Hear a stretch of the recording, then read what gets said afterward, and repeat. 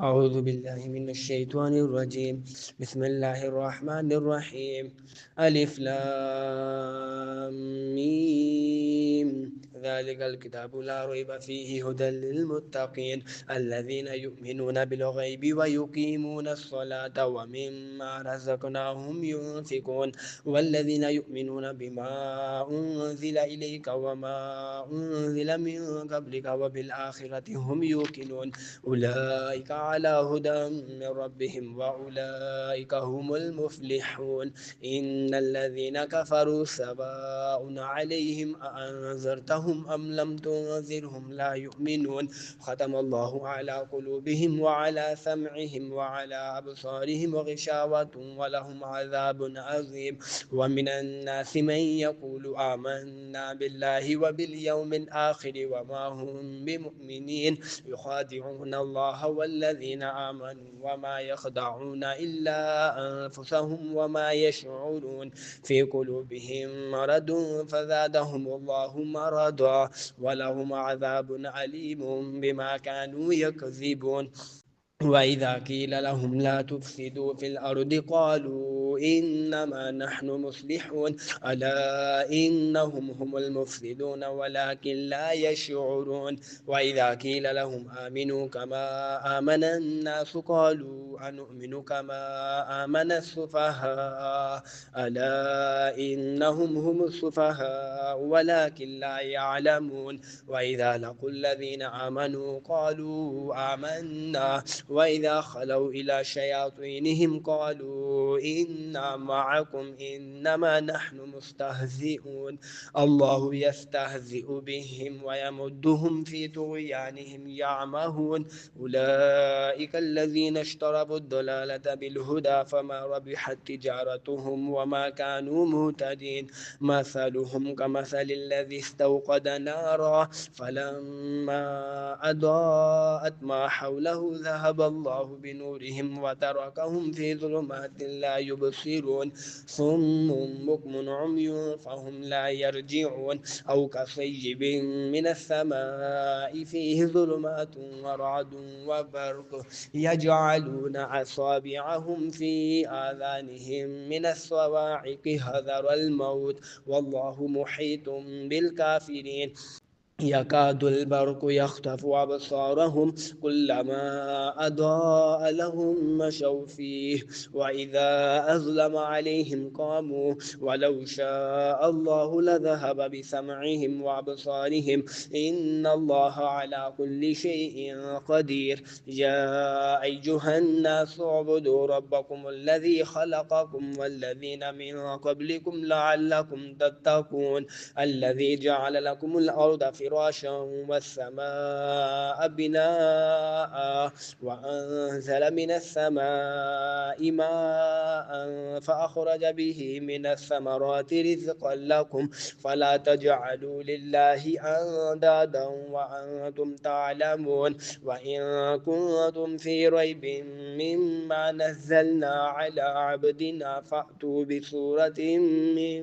مثله وادعوا شهداءكم من دون الله إن كنتم صادقين فإن لم تفعلوا ولن تفعلوا فاتقوا النار التي وقودها الناس والحجارة أعدت للكافرين. وبشر الذين آمنوا وعملوا الصالحات أن لهم جنات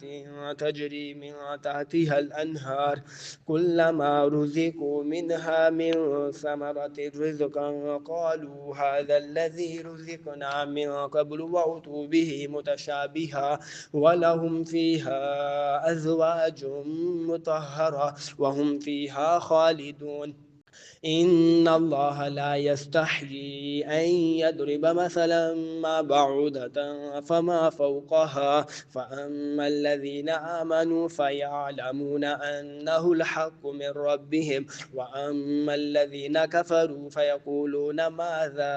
أراد الله بهذا مثلا يضل به كثيرا ويهدي به كثيرا وما يضل به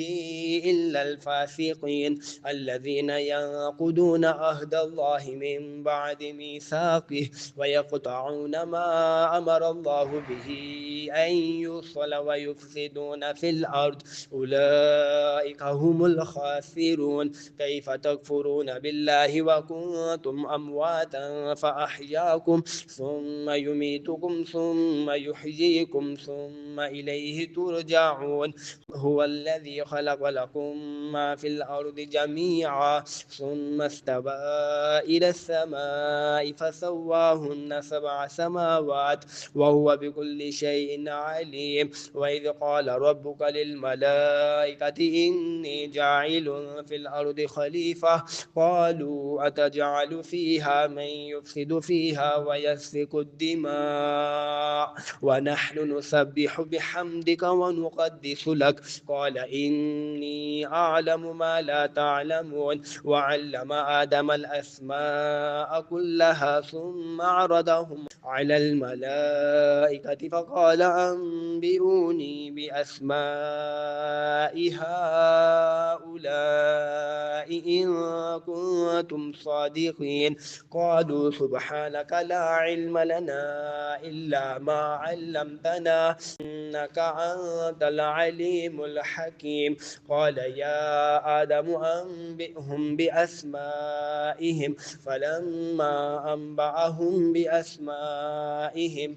قال ألم أقل لكم إني أعلم غيب السماوات والأرض وأعلم ما تبدون وما كنتم تكتمون. وإذ قلنا للملائكة اسجدوا لآدم فسجدوا إلا إبليس أبى واستكبر وكان من الكافرين. وقلنا يا آدم اسكن أنت وزوجك الجنة وكلا منها رغدا حيث شئتما ولا تقربا هذه الشجرة فتكونا من الظالمين. فأزلهما الشيطان عنها فأخرجهما مما كانا فيه وقلنا اهبطوا بعضكم لبعض عدو ولكم في الأرض مستقر ومتاع إلى حين. فتلقى آدم من ربه كلمات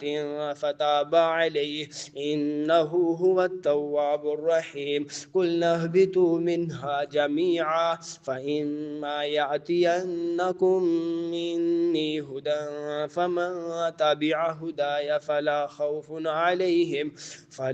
خوف عليهم ولا هم يحزنون. والذين كفروا وكذبوا بآياتنا أولئك أصحاب النار هم فيها خالدون. يا بني إسرائيل اذكروا نعمتي التي أنعمت عليكم وأوفوا بعهدي أوف بعهدكم وإياي فارهبون. وآمنوا بما أنزلت مصدقا لما معكم ولا تكونوا أول كافر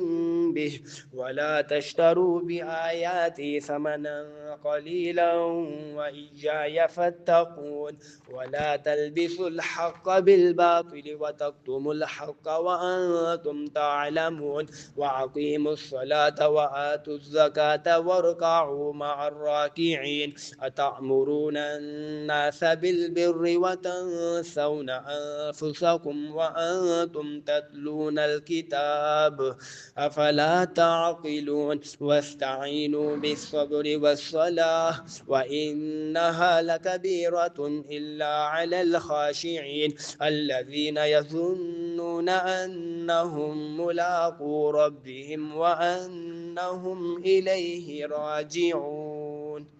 يا بني إسرائيل اذكروا نعمتي التي أنعمت عليكم وأني فضلتكم على العالمين. واتقوا يوما لا تجزي نفس عن نفس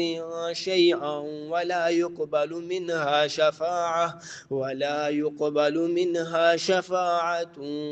يؤخذ منها عدل ولا هم ينصرون. وإذ نجيناكم ونجيناكم من آل فرعون يصومونكم سوء العذاب يذبحون أبناءكم ويستحيون نساءكم وفي ذلكم بلاء من ربكم عظيم. وإذ فرقنا بكم البحر فأنجيناكم وأغرقنا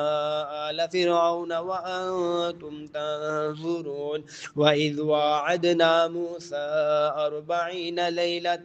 ثم اتخذتم العجل من بعده وأنتم ظالمون ثم عفونا عنكم من بعد ذلك لعلكم تشكرون. وإذ آتينا موسى الكتاب والفرقان لعلكم تهتدون. وإذ قال موسى لقومه يا قوم إنكم ظلمتم أنفسكم باتخاذكم العجل فتوبوا إلى بارئكم فاقتلوا أنفسكم ذلكم خير لكم عند بارئكم فتاب عليكم إنه هو التواب الرحيم. وإذ قلتم يا موسى لن نؤمن لك حتى نرى الله جهرة فأخذتكم الصاعقة وأنتم تنظرون. ثم بعثناكم من بعد موتكم لعلكم تشكرون. وظللنا عليكم الغمام وأنزلنا عليكم المن والسلوى كلوا من طيبات ما رزقناكم وما ظلمونا ولكن كانوا أنفسهم يظلمون. وإذ قلنا ادخلوا هذه القرية فكلوا منها حيث شئتم رغدا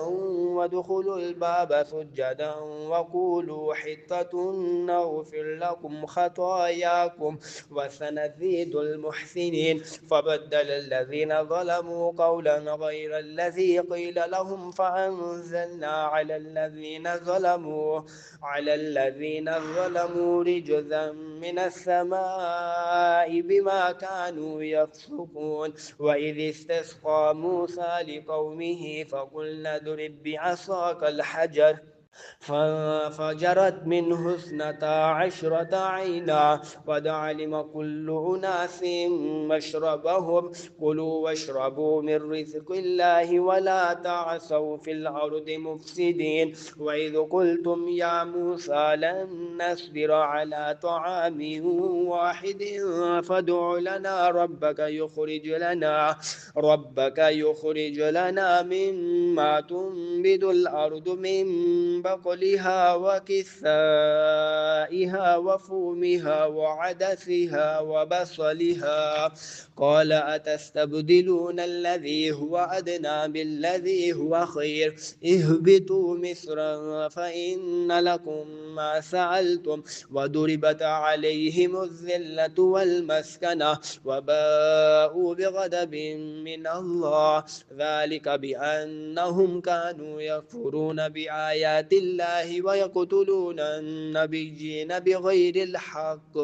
ذلك بما عصوا وكانوا يعتدون. إن الذين آمنوا والذين هادوا والنصارى والصابئين من آمن بالله واليوم الآخر وعمل صالحا فلهم أجرهم عند ربهم ولا خوف عليهم ولا هم يحزنون. وإذ أخذنا ميثاقكم ورفعنا فوقكم الطور خذوا ما آتيناكم بقوة واذكروا ما فيه لعلكم تتقون ثم توليتم من بعد ذلك فلولا فضل الله عليكم ورحمته لكنتم من الخاسرين. ولقد علمتم الذين اعتدوا منكم في السبت فقلنا لهم كونوا قردة خاسئين فجعلناها نكالا لما بين يديها وما خلفها وموعظة للمتقين. وإذ قال موسى لقومه إن الله يأمركم أن تذبحوا بقرة. قالوا أتتخذنا هزوا؟ قال أعوذ بالله أن أكون من الجاهلين. قالوا ادع لنا ربك يبين لنا ما هي. قال إنه يقول إنها بقرة لا فارض ولا بكر عوان بين ذلك فافعلوا ما تؤمرون. قالوا ادع لنا ربك يبين لنا ما لونها. قال إنه يقول إنها بقرة صفراء فاقع لونها تسر الناظرين. قالوا ادع لنا ربك يبين لنا ما هي إن البقرة شابه علينا وإنا إن شاء الله لمهتدون. قال إنه يقول إنها بقرة لا ذلول تثير الأرض ولا تسقي الحرث مسلمة لا شيعة فيها. قالوا الآن جئت بالحق فذبحوها وما كادوا يفعلون. وإذ قتلتم نفسا فادارأتم فيها والله مخرج ما كنتم تكتمون. فقلنا اضربوه ببعضها كذلك يحيي الله الموتى ويريكم آياته لعلكم تعقلون. ثم قست قلوبكم من بعد ذلك فهي كالحجارة أو أشد قسوة. وإن من الحجارة لما يتفجر منه الأنهار وإن منها لما يشقق فيخرج منه الماء وإن منها لما يحبط من خشية الله وما الله بغافل عما تعملون. أفتطمعون أن يؤمنوا لكم وقد كان فريق منهم يسمعون كلام الله ثم يحرفونه من بعد ما عقلوه وهم يعلمون. وإذا لقوا الذين آمنوا قالوا آمنا وإذا خلا بعضهم إلى بعض قالوا أتحدثونهم بما فتح الله عليكم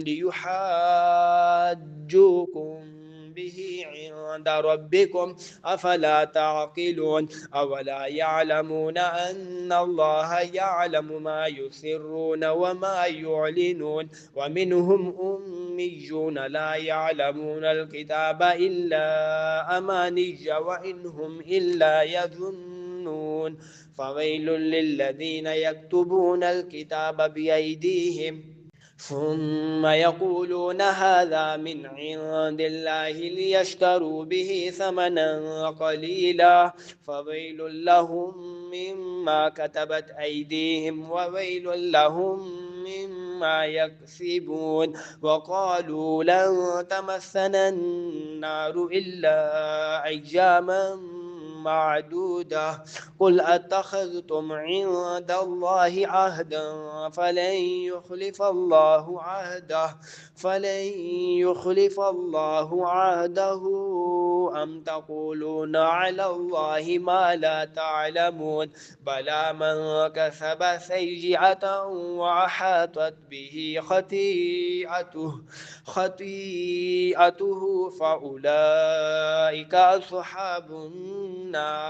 هم فيها خالدون. والذين آمنوا وعملوا الصالحات أولئك أصحاب الجنة هم فيها خالدون. وإذ أخذنا ميثاق بني إسرائيل لا تعبدون إلا الله وبالوالدين إحسانا وذي القربى واليتامى والمساكين وقولوا للناس حسنا وأقيموا الصلاة وآتوا الزكاة ثم توليتم إلا قليلا منكم وأنتم معرضون. وإذ أخذنا ميثاقكم لا تسفكون دماءكم ولا تخرجون أنفسكم من دياركم ثم أقررتم وأنتم تشهدون ثم أنتم هؤلاء تقتلون أنفسكم وتخرجون فريقا منكم من ديارهم تظاهرون عليهم بالإثم والعدوان وإن يأتوكم أسارى تفادوهم وهو محرم عليكم إخراجهم أفتؤمنون ببعض الكتاب وتكفرون ببعض فما جزاء من يفعل ذلك منكم إلا خزي في الحياة الدنيا ويوم القيامة يردون إلى أشد العذاب وما الله بغافل عما تعملون أولئك الذين اشتروا الحياة الدنيا بالآخرة فلا يخفف عنهم العذاب ولا هم ينصرون ولقد آتينا موسى الكتاب وقفينا من بعده بالرسل وآتينا عيسى ابن مريم البينات وأيدناه بروح القدس أفكلما جاءكم رسول بما لا تهوى أنفسكم استكبرتم ففريقا كذبتم وفريقا تقتلون وقالوا قلوبنا غلف بل لعنهم الله بكفرهم فقليلا ما يؤمنون ولما جاءهم كتاب من عند الله مصدق لما معهم وكانوا من قبل يستفتحون على الذين كفروا فلما جاءهم ما عرفوا كفروا به فلعنة الله على الكافرين بئس ما اشتروا به أنفسهم أن يكفروا بما أنزل الله بغيا أن ينزل الله من فضله على من يشاء من عباده فباءوا بغضب على غضب وللكافرين عذاب مهين وإذا قيل لهم آمنوا بما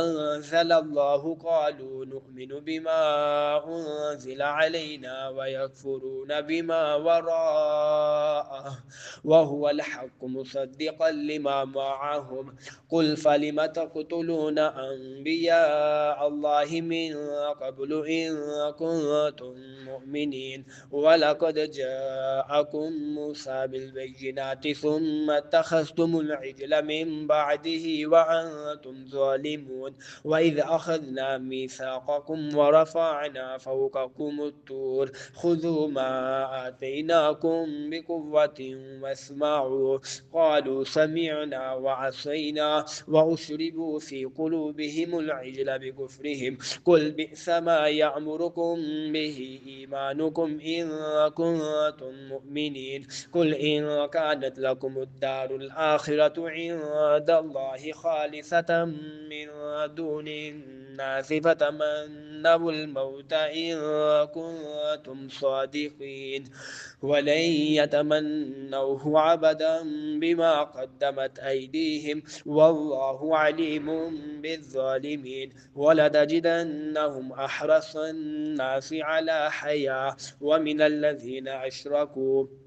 يود أحدهم لو يعمر 1000 سنة وما هو بمزحزحه من العذاب أن يعمر والله بصير بما يعملون قل من كان عدوا لجبريل فإنه نزله على قلبك بإذن الله مصدقا لما بين يديه وهدى وبشرى للمؤمنين من كان عدوا لله وملائكته ورسله وجبريل وميكال فإن الله عدو للكافرين ولقد أنزلنا إليك آيات بينات وما يكفر بها إلا الفاسقون أو كلما عاهدوا عهدا نبذه فريق منهم بل أكثرهم لا يؤمنون ولما جاءهم رسول من عند الله مصدق لما معهم نبذ فريق من الذين أوتوا الكتاب كتاب الله وراء ظهورهم كأنهم لا يعلمون واتبعوا ما تتلو الشياطين على ملك سليمان وما كفر سليمان ولكن الشياطين كفروا يعلمون الناس السحر وما أنزل على الملكين ببابل هاروت وماروت وما يعلمان من أحد حتى يقولا إنما نحن فتنة فلا تكفر فيتعلمون منهما ما يفرقون به بين المرء وزوجه وما هم بضارين به من أحد إلا بإذن الله ويتعلمون ما يضرهم ولا ينفعهم ولقد علموا لمن اشتراه ما له في الآخرة من خلاق ولبئس ما شروا به أنفسهم لو كانوا يعلمون ولو أنهم آمنوا واتقوا لمثوبة من عند الله خير لو كانوا يعلمون يا أيها الذين آمنوا لا تقولوا راعنا وقولوا انظرنا واسمعوا وللكافرين عذاب أليم ما يود الذين كفروا من أهل الكتاب ولا المشركين أن ينزل عليكم من خير من ربكم والله يختص برحمته من يشاء والله ذو الفضل العظيم ما ننسخ من آية أو ننسها نأتي بخير منها أو مثلها ألم تعلم أن الله على كل شيء قدير ألم تعلم أن الله له ملك السماوات والأرض وما لكم من دون الله من ولي ولا نصير أم تريدون أن تسألوا رسولكم كما سئل موسى من قبل ومن يتبدل الكفر بالإيمان فقد ضل سواء السبيل ود كثير من أهل الكتاب لو يردونكم من بعد إيمانكم كفارا حسدا من عند أنفسهم من بعد ما تبين لهم الحق فاعفوا واصفحوا حتى يأتي الله بأمره إن الله على كل شيء قدير وأقيموا الصلاة وآتوا الزكاة وما تقدموا لأنفسكم من خير تجدوه عند الله إن الله بما تعملون بصير وقالوا لن يدخل الجنة إلا من كان هودا أو نصارى تلك أمانيهم قل هاتوا برهانكم إن كنتم صادقين بلى من أسلم وجهه لله وهو محسن فله أجره عند ربه ولا خوف عليهم ولا هم يحزنون وقالت اليهود ليست النصارى على شيء وقالت النصارى ليست اليهود على شيء وهم يتلون الكتاب كذلك قال الذين لا يعلمون مثل قولهم فالله يحكم بينهم يوم القيامة فيما كانوا فيه يختلفون ومن أظلم ممن منع مساجد الله أن يذكر فيها اسمه وسعى في خرابها أولئك ما كان لهم أن يدخلوها إلا خائفين لهم في الدنيا خزي ولهم في الآخرة عذاب عظيم ولله المشرق والمغرب فأينما تولوا فثم وجه الله إن الله واسع عليم وقالوا اتخذ الله ولدا سبحانه بل له ما في السماوات والأرض كل له خانتون بديع السماوات والأرض وإذا قضى أمرا فإنما يقول له كن فيكون وقال الذين لا يعلمون لولا يكلمنا الله أو تأتينا آية كذلك قال الذين من قبلهم مثل قولهم تشابهت قلوبهم قد بينا الآيات لقوم يوقنون إنا أرسلناك بالحق بشيرا ونذيرا ولا تسأل عن أصحاب الجحيم ولن ترضى عنك اليهود ولا النصارى حتى تتبع ملتهم قل إن هدى الله هو الهدى ولئن اتبعت أهواءهم بعد الذي جاءك من العلم ما لك من الله من ولي ولا نصير الذين آتيناهم الكتاب يتلونه حق تلاوته أولئك يؤمنون به ومن يكفر به فأولئك هم الخاسرون يا بني إسرائيل اذكروا نعمتي التي أنعمت عليكم وأني فضلتكم على العالمين واتقوا يوما لا تجزي نفس عن نفس شيئا ولا يقبل منها عدل ولا تنفعها شفاعة ولا هم ينصرون وإذ ابتلى إبراهيم ربه بكلمات فأتمهن قال إني جاعلك للناس إماما قال ومن ذريتي قال لا ينال عهد الظالمين وإذ جعلنا البيت مثابة للناس وأمنا واتخذوا من مقام إبراهيم مصلى وعهدنا إلى إبراهيم وإسماعيل أن طهر بيتي للطائفين والعاكفين والركع السجود وإذ قال إبراهيم رب اجعل هذا بلدا آمنا وارزق أهله من الثمرات من آمن منهم بالله واليوم الآخر قال ومن كفر فأمتعه قليلا ثم أضطره إلى عذاب النار وبئس المصير وإذ يرفع إبراهيم القواعد من البيت وإسماعيل ربنا تقبل منا إنك أنت السميع العليم ربنا واجعلنا مسلمين لك ومن ذريتنا أمة مسلمة لك وأرنا مناسكنا وتب علينا إنك أنت التواب الرحيم ربنا وابعث فيهم رسولا منهم يتلو عليهم آياتك ويعلمهم الكتاب والحكمة ويزكيهم إنك أنت العزيز الحكيم ومن يرغب عن ملة إبراهيم إلا من سفه نفسه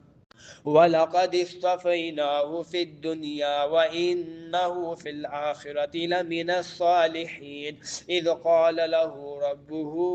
أسلم قال أسلمت لرب العالمين ووصى بها إبراهيم بنيه ويعقوب يا بني إن الله اصطفى لكم الدين فلا تموتن إلا وأنتم مسلمون أم كنتم شهداء إذ حضر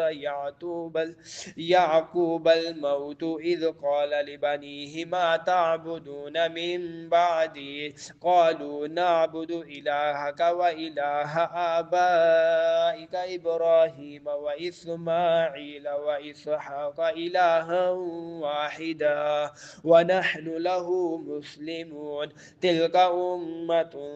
قد خلت لها ما كسبت ولكم ما كسبتم ولا تسألون عما كانوا يعملون وقالوا كونوا هودا أو نصارى تهتدوا قل بل ملة إبراهيم حنيفا وما كان من المشركين قولوا آمنا بالله وما أنزل إلينا وما أنزل إلى إبراهيم وإسماعيل وإسحاق ويعقوب والأسباط وما أوتي موسى وعيسى وما أوتي النبيون من ربهم لا نفرق بين أحد منهم ونحن له مسلمون فإن آمنوا بمثل ما آمنتم به فقد اهتدوا وإن تولوا فإنما هم في شقاق فسيكفيكهم الله وهو السميع العليم صبغة الله ومن أحسن من الله صبغة ونحن له عابدون قل أتحاجوننا في الله وهو ربنا وربكم ولنا أعمالنا ولكم أعمالكم ونحن له مخلصون أم تقولون إن إبراهيم وإسماعيل وإسحاق ويعقوب والأسباط كانوا هودا أو نصارى قل أأنتم أعلم أم الله ومن أظلم ممن كتم شهادة عنده من الله وما الله بغافل عما تعملون تلك أمة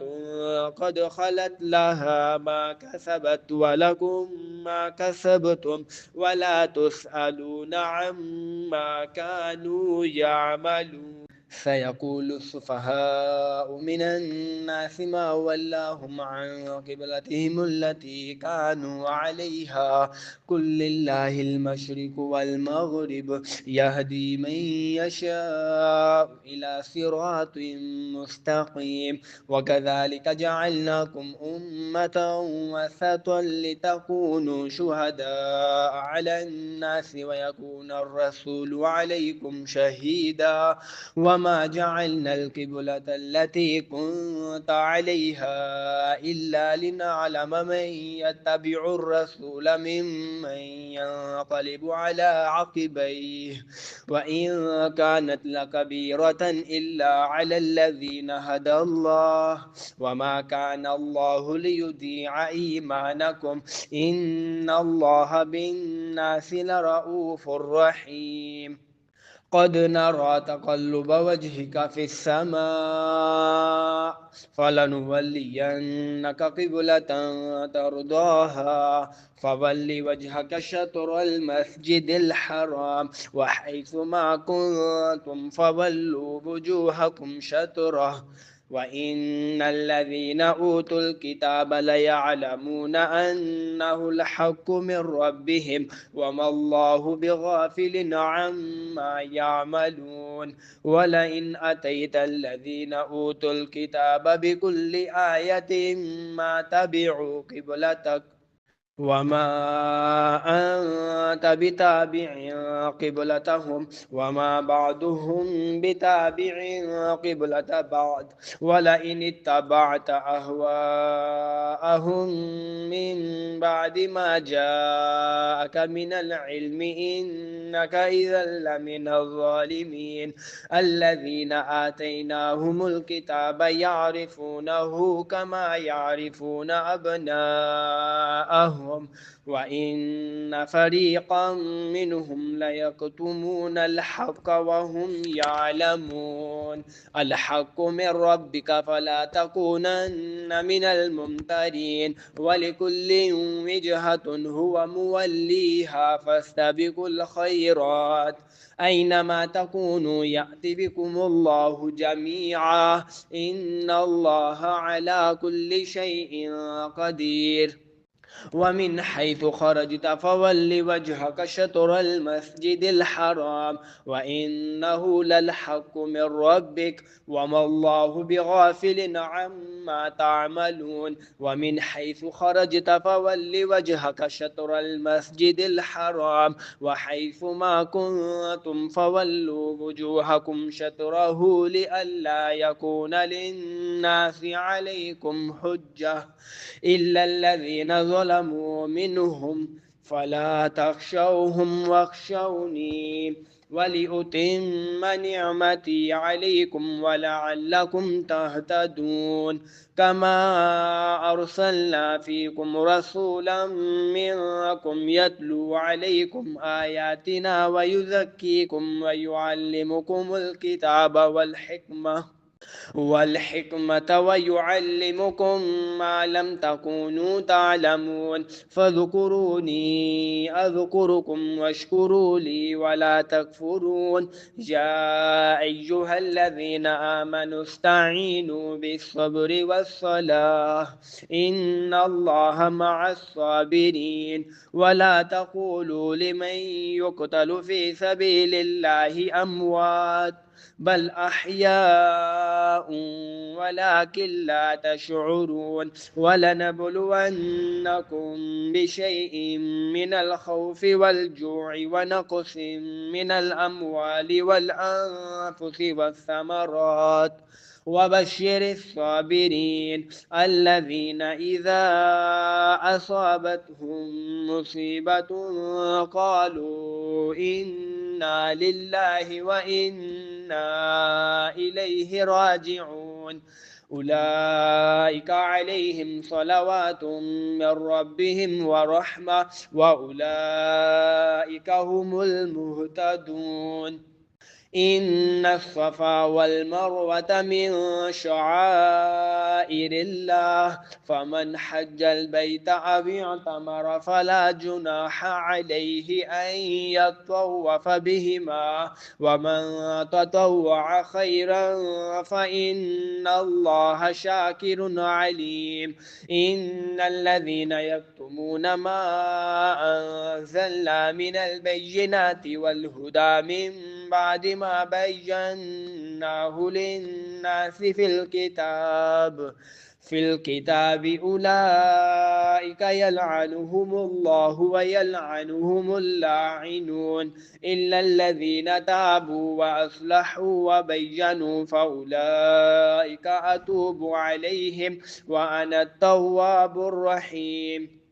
إن الذين كفروا وماتوا وهم كفار أولئك عليهم لعنة الله والملائكة والناس أجمعين خالدين فيها لا يخفف عنهم العذاب ولا هم ينظرون وإلهكم إله واحد لا إله إلا هو الرحمن الرحيم إن في خلق السماوات والأرض واختلاف الليل والنهار والفلك التي تجري في البحر بما ينفع الناس وما أنزل الله من السماء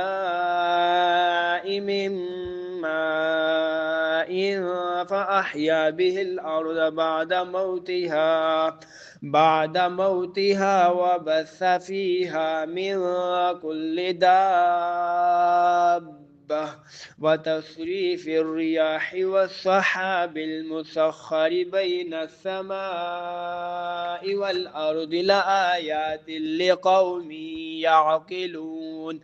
ومن الناس من يتخذ من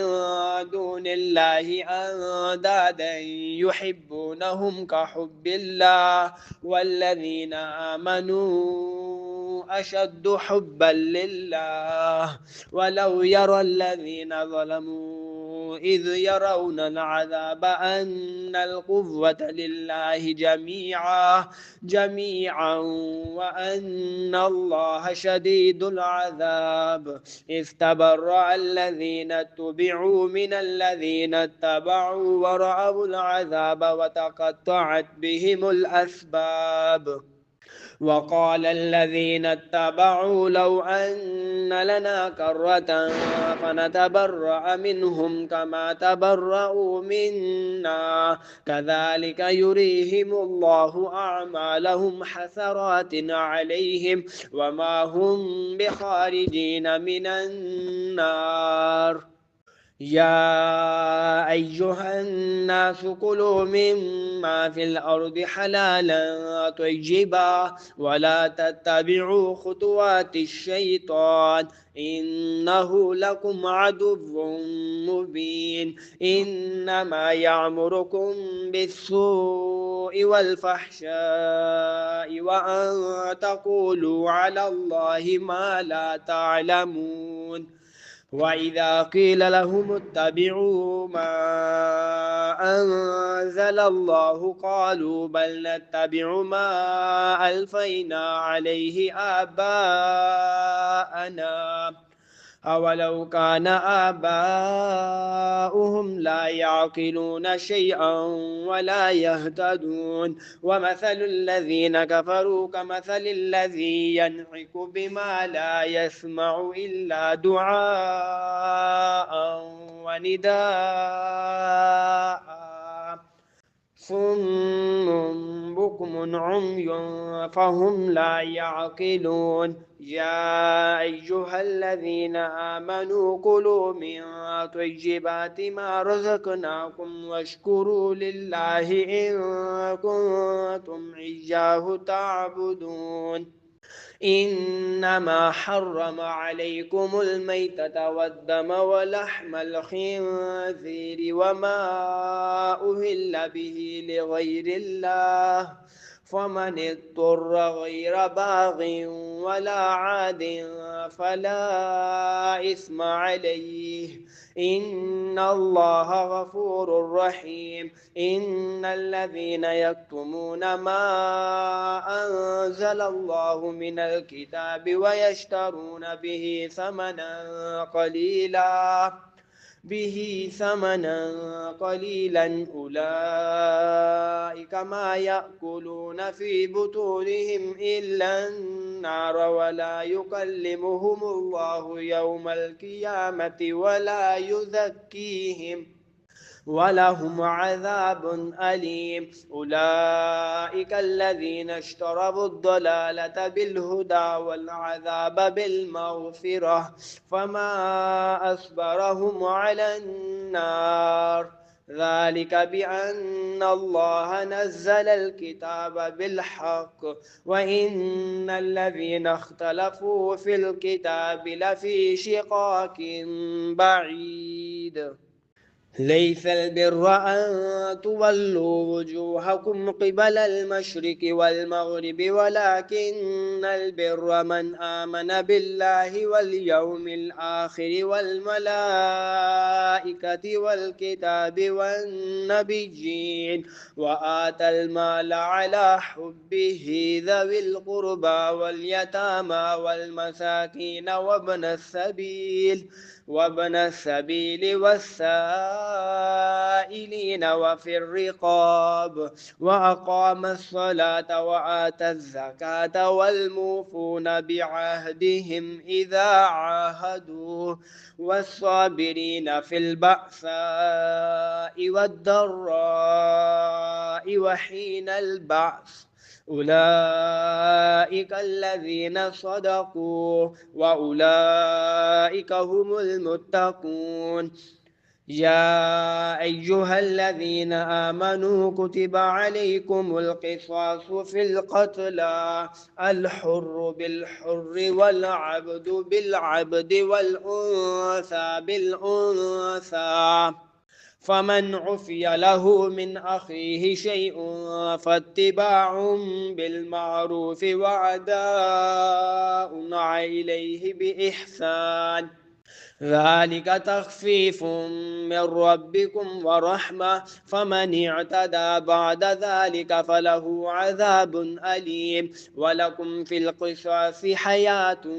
يا أولي الألباب لعلكم تتقون كتب عليكم إذا حضر أحدكم الموت إن ترك خيرا الوصية للوالدين والأقربين بالمعروف حقا على المتقين فمن بدله بعدما سمعه فإنما إثمه على الذين يبدلونه إن الله سميع عليم فمن خاف من موص جنفا أو إثما فأصلح بينهم فلا إثم عليه إن الله غفور رحيم يا أيها الذين آمنوا كتب عليكم الصيام كما كتب على الذين من قبلكم لعلكم تتقون أياما معدودات فمن كان منكم مريضا أو على سفر فعدة من أيام أخر وعلى الذين يطيقونه فدية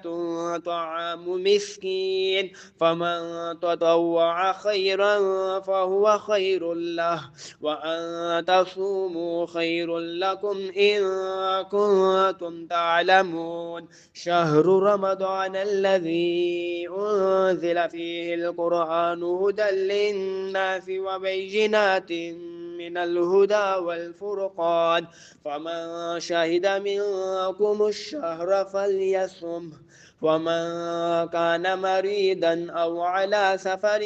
فعدة من أيام أخر يريد الله بكم اليسر ولا يريد بكم العسر ولتكملوا العدة ولتكبروا الله على ما هداكم ولعلكم تشكرون وإذا سألك عبادي عني فإني قريب أجيب دعوة الداعي إذا دعاني فليستجيبوا لي وليؤمنوا بي لعلهم يرشدون أحل لكم ليلة الصيام الرفث إلى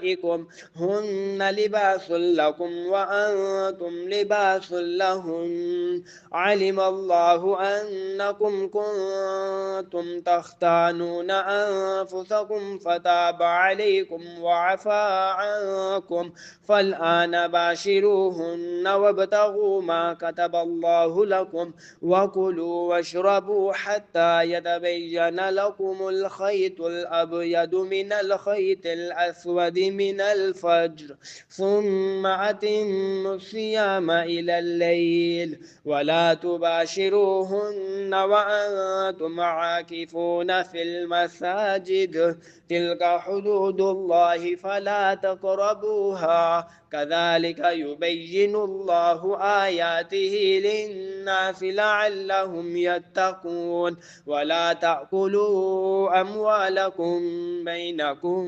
بالباطل وتدلوا بها إلى الحكام لتأكلوا فريقا من أموال الناس بالإثم وأنتم تعلمون يسألونك عن الأهلة قل هي مواقيت للناس والحج وليس البر بأن تأتوا البيوت من ظهورها ولكن البر من اتقى وأتوا البيوت من أبوابها واتقوا الله لعلكم تفلحون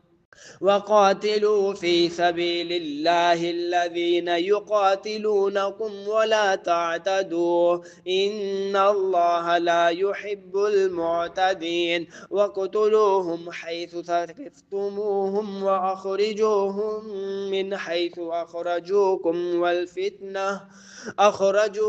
والفتنة أشد من القتل ولا تقاتلوهم عند المسجد الحرام الحرام حتى يقاتلوكم فيه، فإن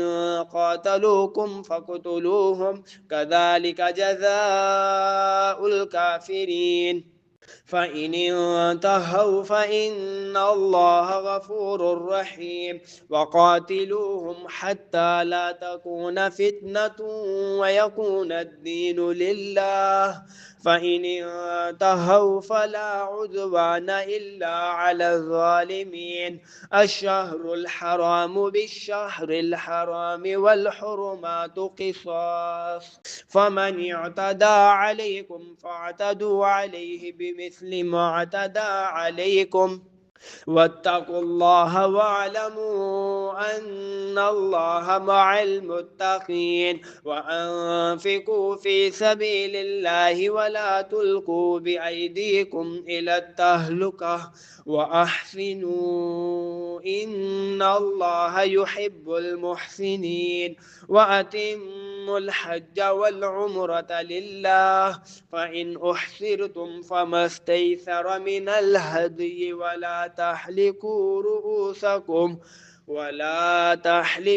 رؤوسكم حتى يبلغ الهدي محله، فمن كان منكم مريضا أو به أذى من رأسه ففدية من صيام أو صدقة أو نسك، فإذا أمنتم فمن تمتع بالعمرة إلى الحج فما استيسر من الهدي، فمن لم يجد فصيام 3 أيام في الحج و7 إذا رجعتم، تلك 10 كاملة، ذلك لمن لم يكن أهله حاضر المسجد الحرام. واتقوا الله واعلموا أن الله شديد العقاب. الحج أشهر معلومات، فمن فرض فيهن الحج فلا رفث ولا فسوق ولا جدال في الحج، وما تفعلوا من خير يعلمه الله، وتزوجوا فإن خير الزاد التقوى، واتقون يا أولي الألباب. ليس عليكم جناح أن تبتغوا فضلا من ربكم، فإذا أفضتم من عرفات فاذكروا الله عند المشعر الحرام، واذكروه كما هداكم وإن كنتم من قبله لمن الضالين. ثم أفيدوا من حيث أفاد الناس واستغفروا الله إن الله غفور رحيم. فإذا قضيتم مناسككم فاذكروا الله كذكركم آباءكم أو أشد ذكرا، فمن الناس من يقول ربنا آتنا في الدنيا وما له في الآخرة من خلاق، ومنهم من يقول ربنا آتنا في الدنيا حسنة وفي الآخرة حسنة وقنا عذاب النار. أولئك لهم نصيب مما كسبوا والله سريع الحساب. واذكروا الله في أيام معدودات، فمن تعجل في يومين فلا إثم عليه، ومن تأخر فلا إثم عليه لمن اتقى. واتقوا الله واعلموا أنكم إليه تحشرون. ومن الناس من يعجبك قوله في الحياة الدنيا ويشهد الله على ما في قلبه وهو ألد الخصام، وإذا تولى سعى في الأرض ليفسد فيها ويهلك الحرث والنسل والله لا يحب الفساد. وإذا قيل له اتق الله أخذته العزة بالإثم فحسبه جهنم ولبئس المهاد. ومن الناس من يشري نفسه ابتغاء مرضات الله والله رؤوف بالعباد. يا أيها الذين آمنوا ادخلوا في السلم كافة ولا تتبعوا خطوات الشيطان إنه لكم عدو مبين. فإن زللتم من بعد ما جاءتكم البينات فاعلموا أن الله عزيز حكيم. هل ينظرون إلا أن يأتيهم الله في ظلل من الغمام والملائكة وقضي الأمر وإلى الله ترجع الأمور. سل بني إسرائيل كم آتيناهم من آية بينة ومن يبدل نعمة الله من بعد ما جاءته فإن الله شديد العقاب. زين للذين كفروا الحياة الدنيا ويسخرون من الذين آمنوا والذين اتقوا فوقهم يوم القيامة والله يرزق من يشاء بغير حساب. كان الناس أمة واحدة فبعث الله النبيين مبشرين ومنذرين وأنزل معهم الكتاب بالحق ليحكم بين الناس فيما اختلفوا فيه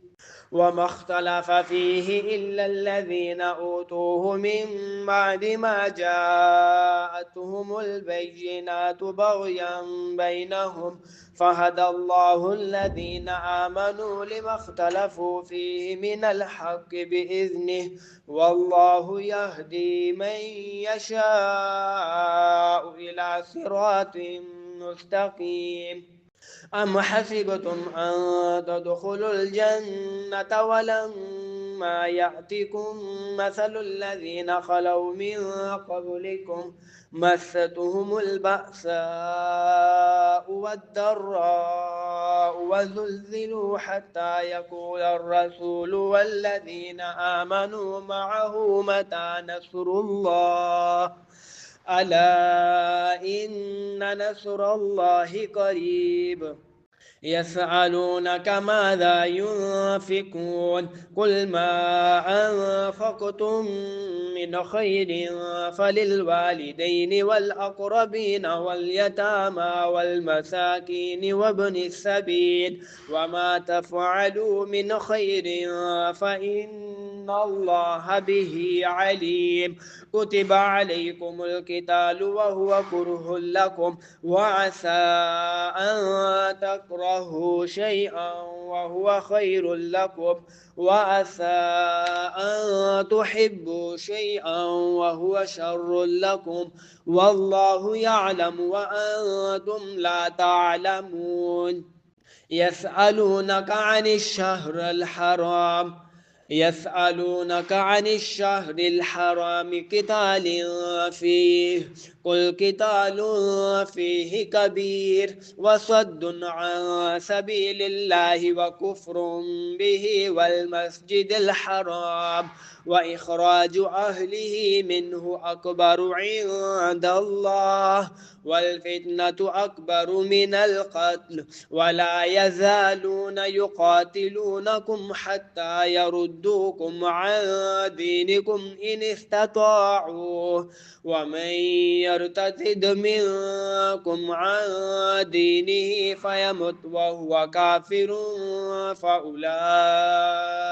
حبطت أعمالهم في الدنيا والآخرة وأولئك أصحاب النار هم فيها خالدون. إن الذين آمنوا والذين هاجروا وجاهدوا في سبيل الله أولئك يرجون رحمة الله والله غفور رحيم. يسألونك عن الخمر والميسر قل فيهما إثم كبير ومنافع للناس وإثمهما أكبر من نفعهما ويسألونك ماذا ينفقون قل العفو كذلك يبين الله لكم الآيات لعلكم تتفكرون في الدنيا والآخرة. ويسألونك عن اليتامى قل إصلاح لهم خير وإن تخالطوهم فإخوانكم والله يعلم المفسد من المصلح ولو شاء الله لأعنتكم إن الله عزيز حكيم. ولا تنكحوا المشركات حتى يؤمنوا ولأمة مؤمنة خير من مشركة ولو أعجبتكم ولا تنكحوا المشركين حتى يؤمنوا ولعبد مؤمن خير من مشرك ولو أعجبكم أولئك يدعون إلى النار والله يدعو إلى الجنة والمغفرة بإذنه ويبين آياته للناس لعلهم يتذكرون. ويسألونك عن المحيض قل هو أذى فاعتزلوا النساء في المحيض ولا تقربوهن حتى يطهرن فإذا تطهرن فأتوهن من حيث أمركم الله إن الله يحب التوابين ويحب المتطهرين. نساؤكم حرث لكم فأتوا حرثكم أنى شئتم وقدموا لأنفسكم واتقوا الله واعلموا أنكم ملاقوه وبشر المؤمنين. ولا تجعلوا الله عرضة لأيمانكم أن تبروا وتتقوا وتصلحوا بين الناس والله سميع عليم. لا يؤاخذكم الله باللغو في أيمانكم ولكن يؤاخذكم بما كسبت قلوبكم والله غفور حليم. للذين يؤلون من نسائهم تربص 4 أشهر فإن فاءوا فإن الله غفور رحيم. وإن عزموا الطلاق فإن الله سميع عليم. والمطلقات يتربصن بأنفسهن 3 قروء ولا يحل لهن أن يكتمن ما خلق الله في أرحامهن إن كن يؤمن بالله واليوم الآخر وبعولتهن أحق بردهن في ذلك إن أرادوا إصلاحا ولهن مثل الذي عليهن بالمعروف وللرجال عليهن درجة والله عزيز حكيم. الطلاق 2 مرتان فإمساك بمعروف أو تسريح بإحسان ولا يحل لكم أن تأخذوا مما آتيتموهن شيئا إلا أن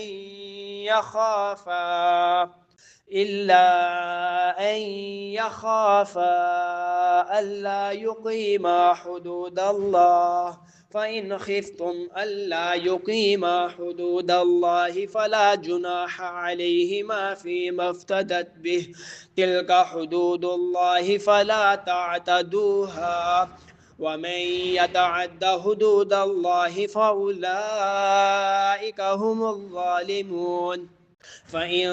طلقها فلا تحل له من بعد حتى تنكح زوجا غيره، فإن طلقها فلا جناح عليهما أن يتراجعا إن ظنا أن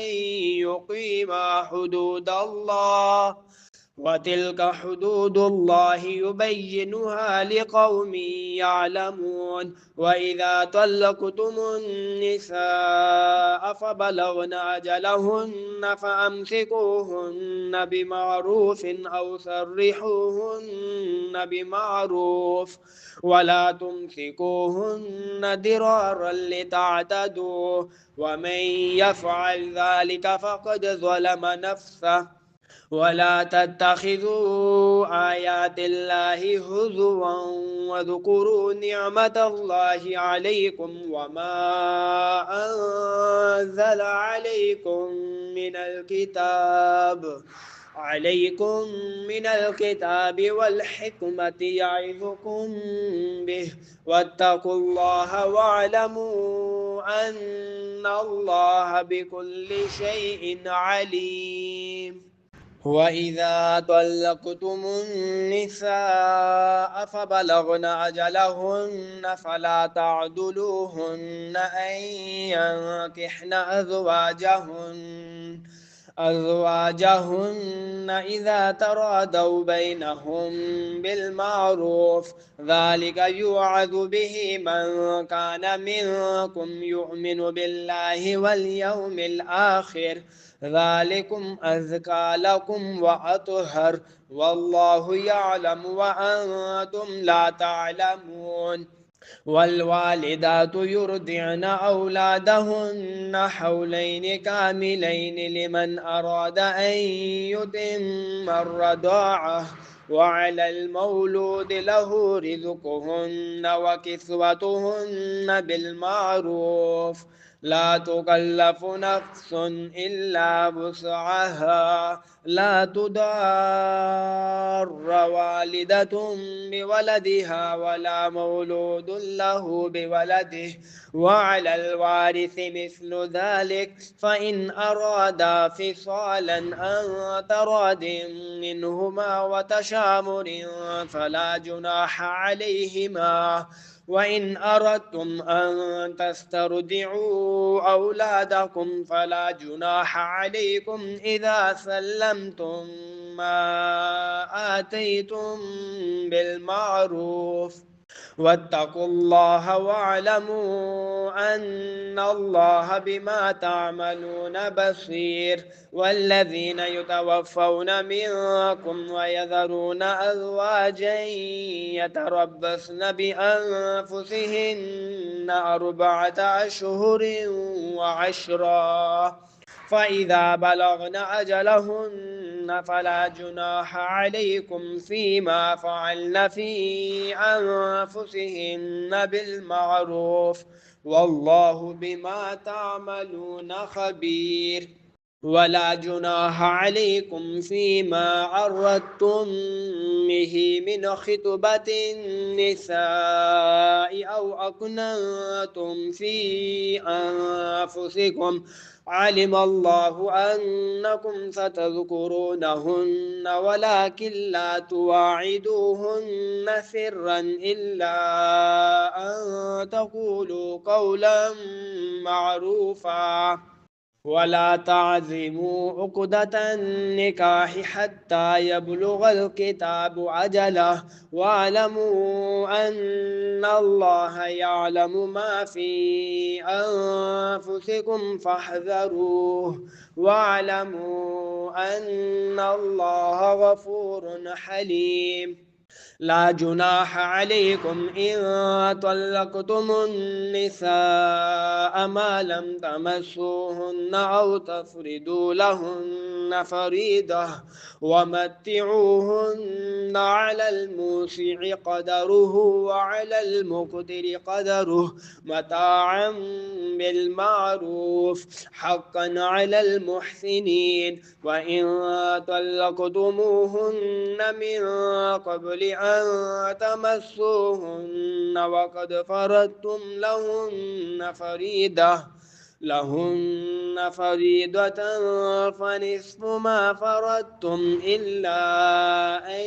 يعفون أو يعفو الذي بيده عقدة النكاح وأن تعفوا أقرب للتقوى ولا تنسوا الفضل بينكم إن الله بما تعملون بصير. حافظوا على الصلوات والصلاة الوسطى وقوموا لله قانتين. فإن خفتم فرجالا أو ركبانا فإذا أمنتم فاذكروا الله كما علمكم ما لم تكونوا تعلمون.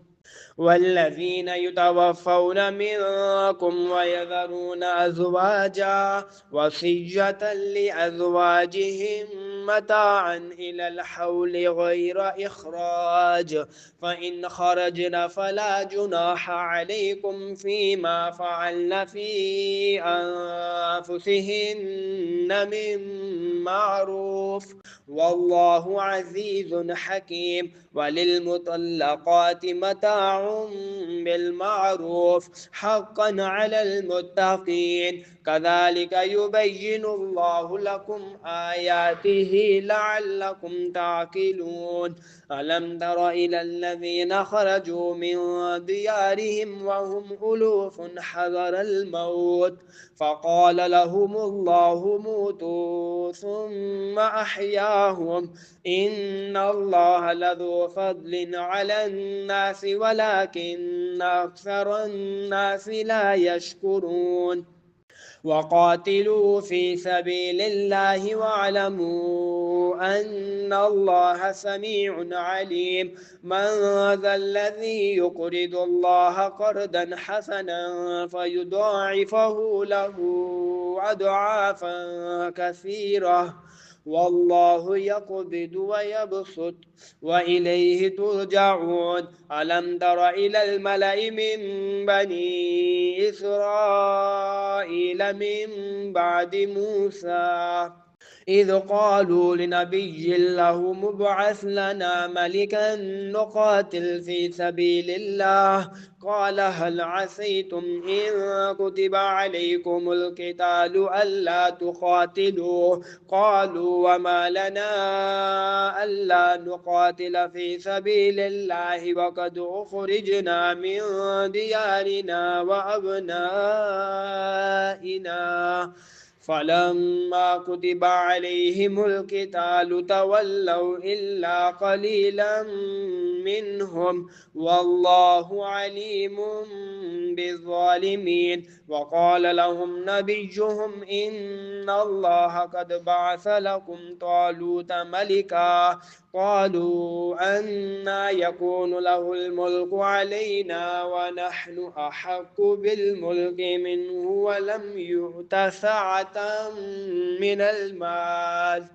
قال إن الله اصطفاه عليكم وزاده بسطة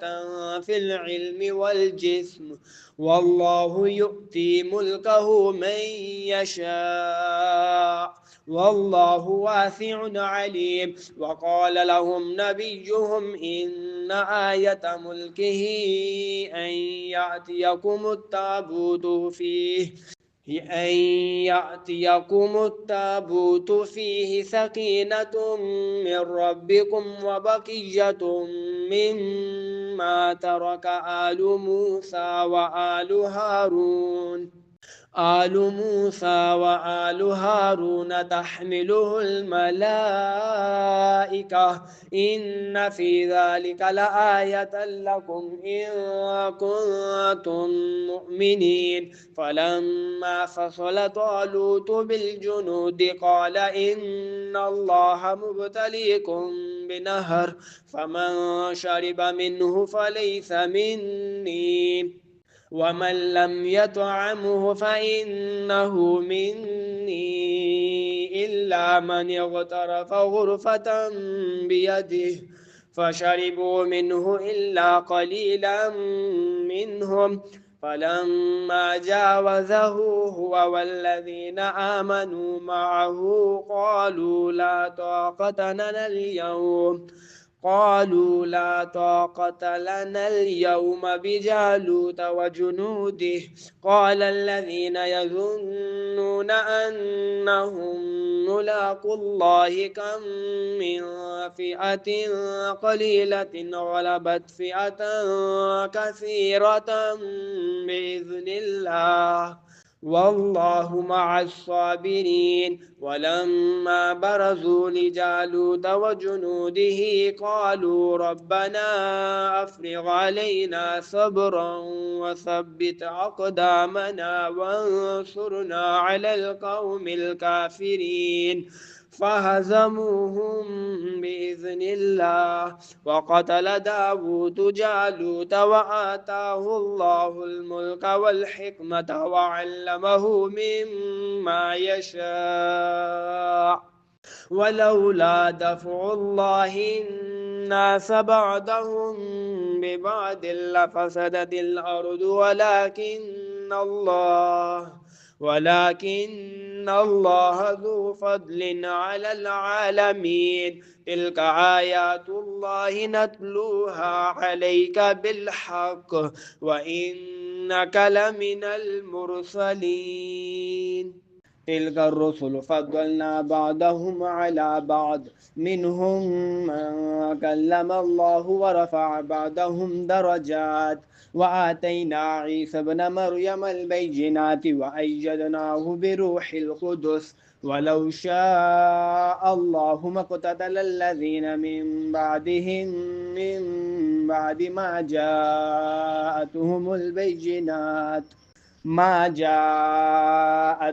البينات ولكن اختلفوا فمنهم من آمن ومنهم من كفر ولو شاء الله ما اقتتلوا ولكن الله يفعل ما يريد يا أيها الذين آمنوا أنفقوا مما رزقناكم من قبل أن يأتي يوم لا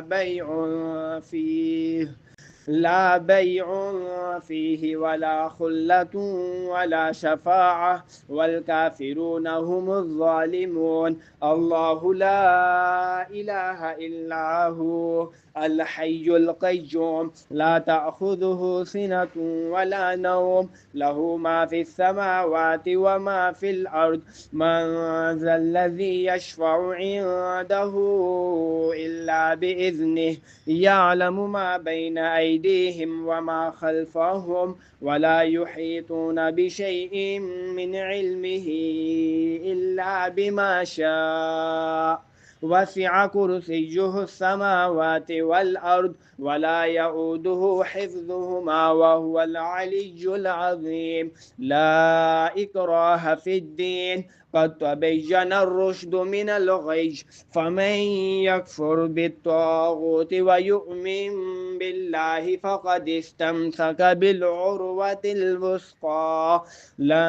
انفصام لها والله سميع عليم الله ولي الذين آمنوا يخرجهم من الظلمات إلى النور والذين كفروا أولياؤهم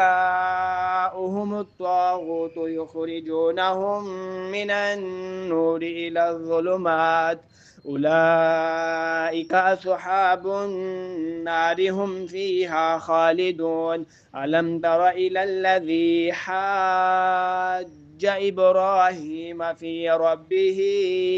أن آتاه الله الملك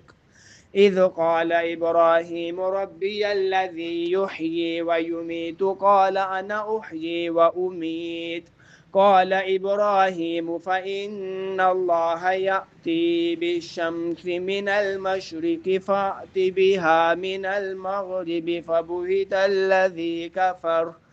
والله لا يهدي القوم الظالمين أو كالذي مر على قرية وهي خاوية على عروشها قال أنى يحيي هذه الله بعد موتها فأماته الله 100 عام ثم بعثه قال كم لبثت قال لبثت يوما أو بعد يوم قال بل لبثت 100 عام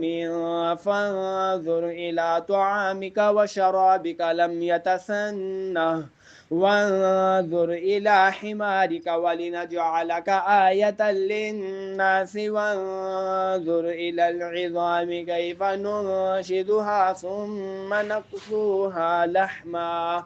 فلما تبين له قال أعلم أن الله على كل شيء قدير وإذ قال إبراهيم رب أرني كيف تحيي الموتى قال أولم تؤمن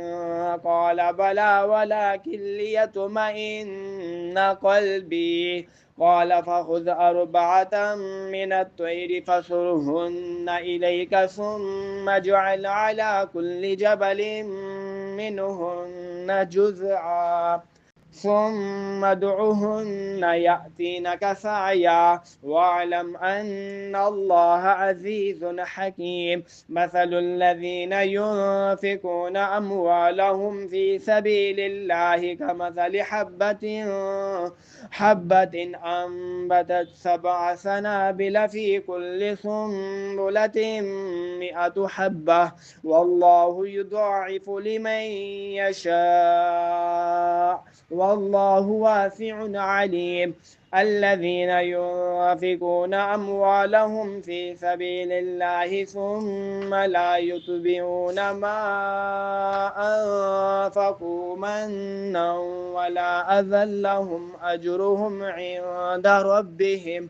ولا خوف عليهم ولا هم يحزنون قول معروف ومغفرة خير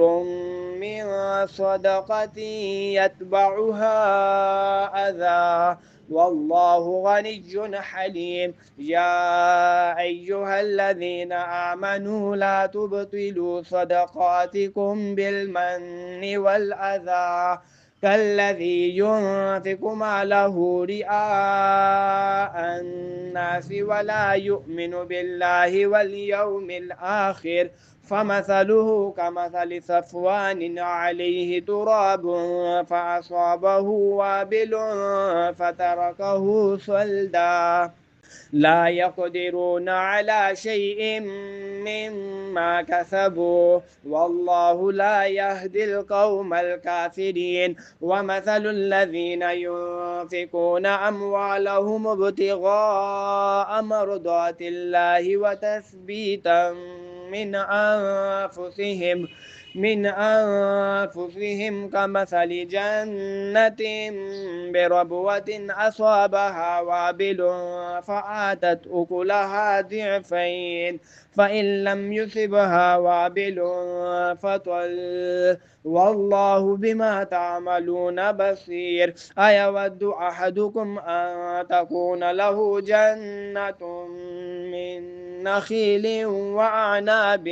تجري من تحتها الأنهار له فيها من كل الثمرات وأصابه الكبر وله ذرية ضعفاء فأصابها إعصار فيه نار فاحترقت كذلك يبين الله لكم الآيات لعلكم تتفكرون. يا أيها الذين آمنوا أنفقوا من طيبات ما كسبتم ومما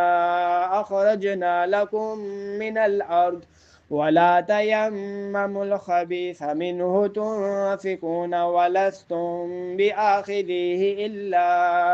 أن تغمضوا فيه واعلموا أن الله غني حميد. الشيطان يعدكم الفقر ويأمركم بالفحشاء والله يعدكم مغفرة منه وفضلا والله واسع عليم. يؤتي الحكمة من يشاء ومن يؤت الحكمة فقد أوتي خيرا كثيرا وما يذكر إلا أولو الألباب. وما أنفقتم من نفقة أو نذرتم من نذر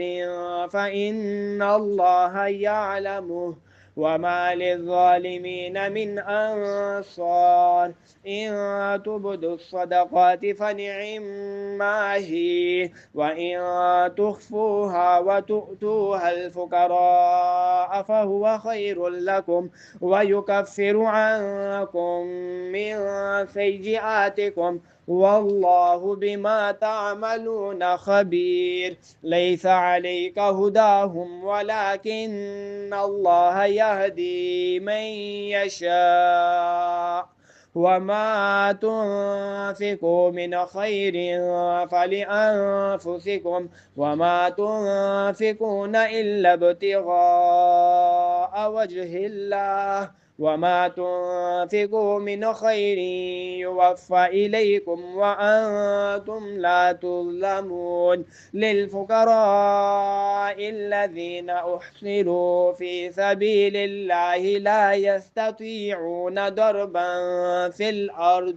يحسبهم الجاهل أغنياء من التعفف تعرفهم بسيماهم لا يسألون الناس إلحافا وما تنفقوا من خير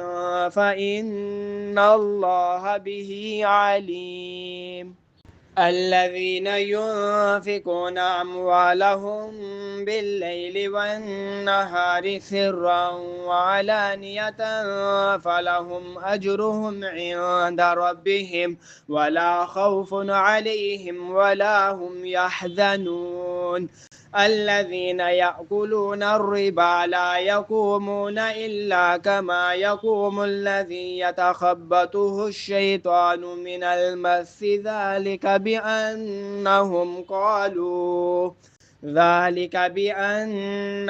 قالوا إنما البيع مثل الربا وأحل الله البيع وحرم الربا. فمن جاءه موعظة من ربه فانتهى فله ما سلف وأمره إلى الله ومن عاد فأولئك أصحاب النار هم فيها خالدون. يمحق الله الربا ويربي الصدقات والله لا يحب كل كفار أثيم. إن الذين آمنوا وعملوا الصالحات وأقاموا الصلاة وآتوا الزكاة لهم أجرهم عند ربهم ولا خوف عليهم ولا هم يحزنون. يا أيها الذين آمنوا اتقوا الله وذروا ما بقي من الربا إن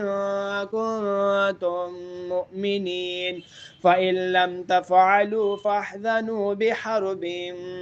من الله ورسوله وإن تبتم فلكم رؤوس أموالكم لا تظلمون ولا تظلمون. وإن كان ذو أسرة فنذرة إلى ميسرة وأن تصدقوا خير لكم إن كنتم تعلمون واتقوا يوما ترجعون فيه إلى الله ثم توفى كل نفس ما كسبت وهم لا يظلمون. يا أيها الذين آمنوا إذا تداينتم بدين إلى أجل مسمى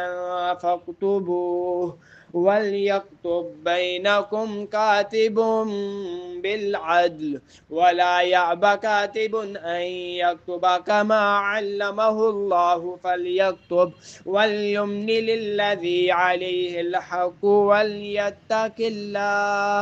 وليتق الله ربه ولا يبخس منه شيئا فإن كان الذي عليه الحق سفيها أو ضعيفا أو لا يستطيع أن يمل هو فليملل وليه بالعدل واستشهدوا شهيدين من رجالكم فإن لم يكونا رجلين فرجل وامرأتان ممن ترضون من الشهداء أن تضل إحداهما فتذكر إحداهما الأخرى ولا يأبى الشهداء إذا ما دعوا ولا تسأموا أن تكتبوه صغيرا أو كبيرا إلى أجله ذلكم أقسط عند الله وأقوم للشهادة وأدنى ألا ترتابوا إلا أن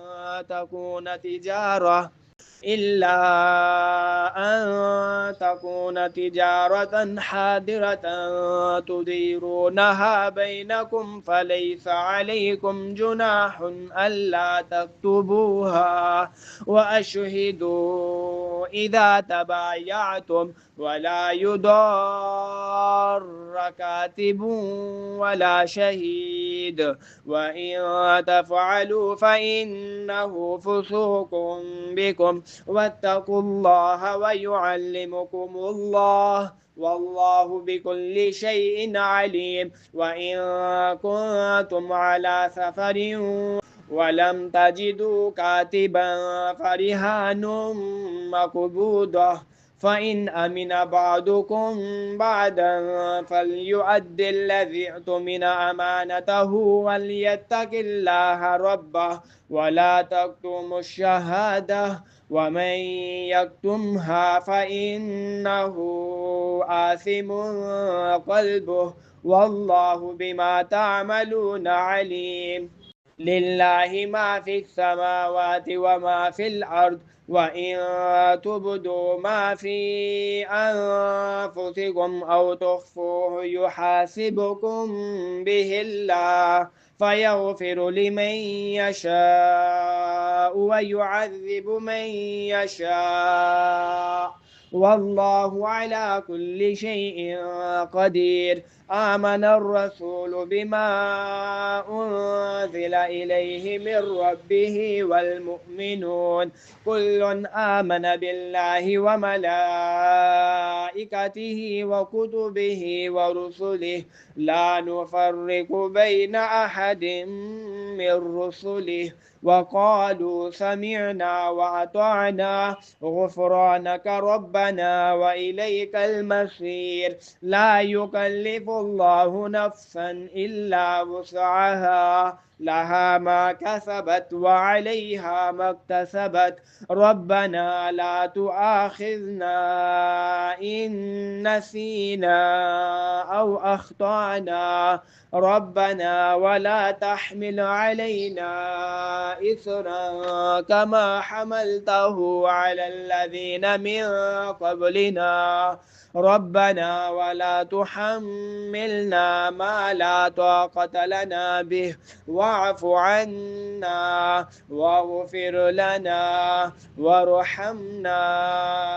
أنت مولانا فانصرنا على القوم الكافرين.